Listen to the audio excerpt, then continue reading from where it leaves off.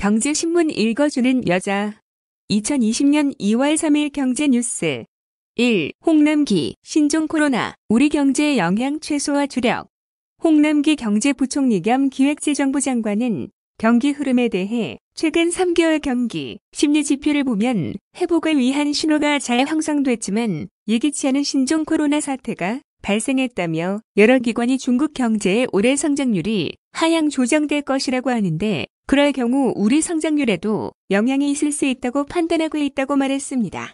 2. 신종 코로나 확진자 15명, 정부 뒤늦게 무증상도 감염. 정부가 4일부터 중국 후베이 이성을 14일 이내 방문하거나 체류한 적이 있는 모든 외국인의 입국을 전면 금지하기로 했습니다. 최근 14일 내 중국 후베이 이성을 방문하거나 체류한 외국인의 한국 입국을 4일 0시부터 전면 금지하기로 했습니다. 현재 중국에서 입국하는 외국인에게 비자 없이 입국을 허용하는 제주도 무사증 입국 제도도 일시적으로 중단합니다. 정부의 중국 입국 금지 조치는 이번이 처음입니다. 3. 코로나 습격, 중국 증시 8%대 폭락. 춘제 이후 첫 개장한 중국 증시가 8% 이상 대폭락했습니다. 하락이 예견됐지만 이날 낙폭은 시장에서도 충격적인 수준으로 평가됩니다. 코스피도 이날 2100선 밑으로 하락 출발했습니다. 코스피는 장중 기준 지난해 12월 9일 이후 약 2개월 만에 최저 수준으로 하락했습니다. 유가증권 시장에서는 개인과 외국인이 일제히 500억 원 이상 순매도하며 지수 하락을 주도했습니다. 4. 발열, 기침 중국 입국자, 폐렴 없어도 신종 코로나 검사. 기존에는 중국 입국자 가운데 폐렴 소견이 있을 때만 유증상자로 분류해 검사를 시행했지만 앞으로는 중국 입국자가 14일 이내 발열, 기침 등 증상이 있으면 의심 환자가 아니라도 모두 진단 검사를 받을 수 있습니다. 신종 코로나 바이러스 감염증 발원지인 중국 후베이 성에서 귀국한 우한 교민 701명 가운데 확진 환자 1명을 제외한 나머지 700명은 검사 결과 모두 음성으로 나타났습니다. 5. 중국 부품 6일 오후 3시 끝난다. 현대, 기아차 올스톱 위기. 현대, 기아차의 일부 자동차 부품이 중국 우한에서 발생한 신종 코로나 바이러스 감염증으로 인해 수급 차질을 빚으며 이번 주 중 바닥날 것으로 보입니다. 국내 완성차 업체 중 한국 TM, 르노 삼성은 이번 주까지 와이어링 하네스 등 부품 수급에 문제 없다고 밝혔습니다. 6. AK플라자 수원점 3일 휴업, 15번 확진자, 배우자 근무지. 우한 폐렴 국내 15번째 확진 환자, A씨의 부인 B씨는 AK플라자 백화점 수원점 2층의 한 가방 매장의 협력 사원인 것으로 파악됐습니다. AK플라자 백화점 수원점은 지난 27일 보건복지부의 감염병 위기 경보를 주의해서 경계로 격상함에 따라 즉시 사내 전수 조사를 실시, B씨가 15번째 확진 환자의 배우자임을 확인했습니다. 이와 함께 국내 12번째 확진 환자 역시 AK플라자 백화점 수원점과 인접한 수원역을 거쳐갔다는 사실도 알아냈습니다. 7. 1214번 확진자 다녀간 이마트 부천점 임시휴업. 이마트 경기 부천점이 신종 코로나 바이러스 감염증 확진자가 다녀간 것으로 확인돼 2일 오후부터 임시휴업에 들어갔습니다.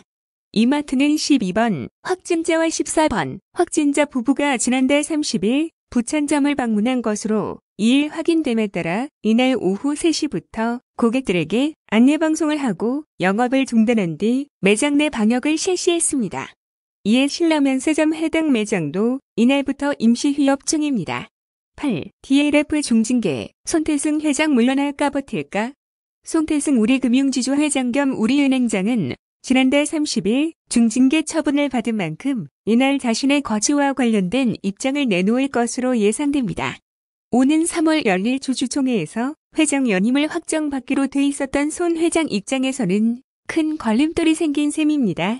손 회장은 중징계를 수용해 연임을 포기할 수도, 중징계에 불복하고 연임을 강행할 수도 있습니다. 손 회장이 만약 중징계를 수용하면 우리금융은 차기 회장을 새롭게 선임해야 합니다. 9. 경영권 분쟁, 한진그룹주 동반 상승. 신종 코로나 바이러스 감염증 공포가 전 세계를 뒤덮으며 3일장 초반 국내 항공 관련 종목들의 주가가 하락하고 있습니다. 다만 경영권 분쟁 이슈가 불거진 한진그룹의 주력사인 대한항공 주가는 유일하게 상승세를 타고 있습니다.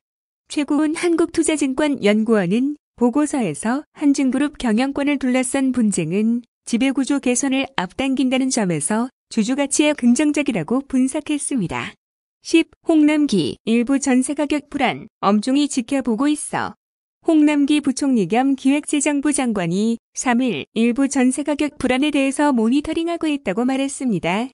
홍 부총리는 1월 넷째 주 전세가격이 첫째 주부터 셋째 주까지 상승률에 비해 현저히 낮아졌다고 설명했습니다.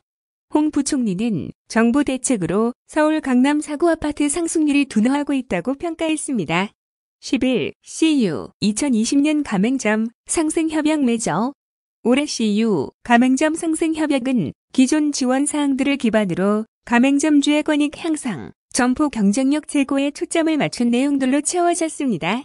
CU는 2017년부터 초기 안정화 제도 확대, 전기료, 상품 폐기 지원, 폐점 시 부담 최소화 등 가맹점 생애 주기별 관리 프로그램을 실행하고 점포 전산, 물류 시스템 고도화를 위해 5년간 약 6천억 규모의 대대적인 투자를 추진하고 있습니다. 12. 청약홈 업무 개시, 이달 분양 물량은 전국에서 공급되는 19,134가구 중 1376가구가 수도권에서 분양을 준비 중이며 경기도가 6,559가구로 가장 많은 공급이 계획됐으며 서울에서는 한개단지 1,529가구가 분양을 준비 중입니다. 수도권 공급 물량은 마곡지구, 과천 지식정보타운, 위례 신도시 등 분양가 상한제가 적용되는 지역에서의 분양이 집중됐습니다.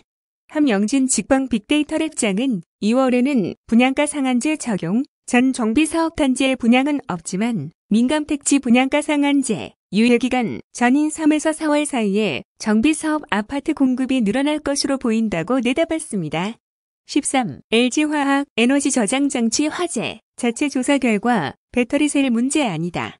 LG화학은 3일 오전 지난해 4분기 실적 컨퍼런스 콜에서 정부가 에너지 저장 장치 화재 원인 조사를 하고 있지만 자체 조사 결과 배터리셀 문제는 아닌 것으로 판단하고 있다고 밝혔습니다.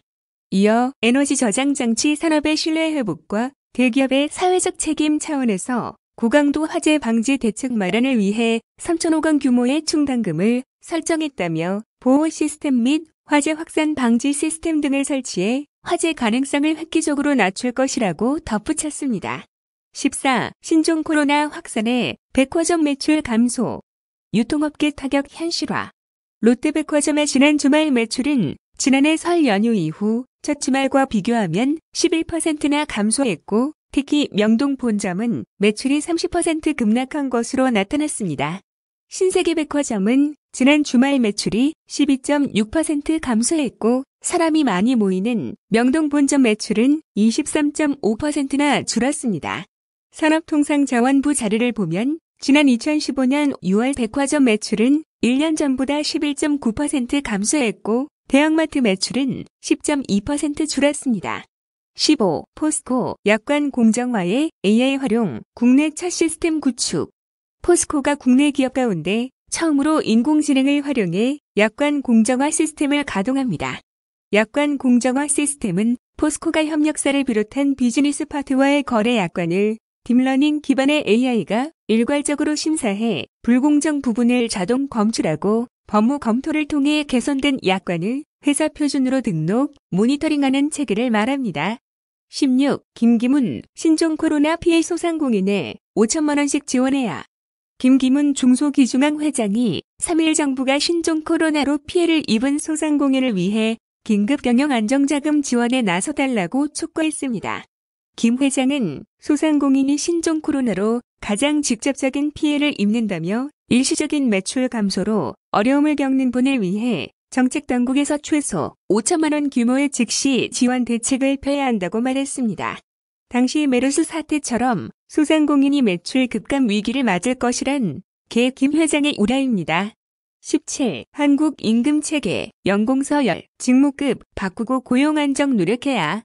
전국경제인연합회 산하한국경제연구원은 3일 이성희 한국산업기술대 교수에게 의뢰한 주요국의 노동시장 유연 안정성 국제 비교 및 시사점 보고서에서 덴마크, 네덜란드, 스웨덴 등 3개국 사례와 한국 상황을 비교해 이같이 주장했습니다. 그는 보고서를 통해 한국 노동시장이 대기업 정규직류 노조 부문과 중소기업 비정규직무 노조 부문으로 양분돼 있다고 분석하면서 두 집단 간 노동 안정성과 임금 등 양극화가 심각하다고 진단했습니다. 18. 한은 정부의 외환시장 개입, 환율 변동성 완화에 도움. 정부가 급격한 환율 변동에 대비하기 위해 달러를 매입, 매도하는 방식으로 외환시장에 개입하는 것이 환율 변동성을 완화하는 데 유의미한 영향을 미쳤다는 분석이 나왔습니다. 보고서에 따르면 정부의 외환시장 개입은 환율 변동성을 완화하는 데 유의미한 영향을 미쳤습니다. 다만 외환시장 개입 효과는 지속기간이 단기에 그쳤습니다. 외환시장 개입은 구조 개입과 직접 개입으로 나뉩니다. 2020년 2월 3일 경제뉴스 끝. 구독과 좋아요 부탁드립니다.